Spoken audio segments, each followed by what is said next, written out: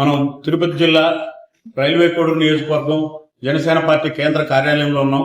అధిష్టానాల ఆదేశాల మేరకు పెద్దలు రేపు రాబోతున్న మా సభ్యత్వ యజ్ఞం, ఆ యజ్ఞంలో మా నాయకుడు పేర్లు పెట్టినటువంటి ఉద్యమకారులుగా అంటే ప్రజాసేవలో ముందుకు పోతున్న జనసేన పార్టీ ఉద్యమకారులుగా అంటే నూతన సభ్యత్వాలను చేయడానికి ఈరోజు దాదాపు రైల్వే కోడూరులో 7,500 జనసేన సభ్యత్వాలు ఉన్నాయి. దీనిని 20,000 చేరుకునే దిశగా మేము అందరం ఇక్కడ మూకమ్మడిగా జనసేన శ్రేణులంతా సీనియర్ నాయకులు కార్యకర్తలు అందరితో కలిసి ఈరోజు సమావేశం జరిపాం.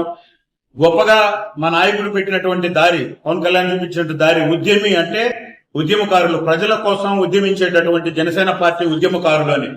ఈ ఉద్యమకారులందరినీ చేర్చుకొని వాలంటీర్ అని ఇంతకుముందు అంటున్నాం. ఈ రోజు దాని పేరు సాధక్ అంటే సాధించేవాడు, సాధకుడు అని చెప్పి. అలాగే నెక్స్ట్ స్టెప్ ప్రదాత. ఈ కార్యక్రమాలన్నిటికీ ఒక అద్భుతమైన వెన్నుదన్నుగా నిలబడేటటువంటి దాతలను ప్రదాత అంటున్నారు. కాబట్టి సభాపతి రైల్వే కోడూరు జనసేన ఉన్నాను, సీనియర్ నాయకుడిని.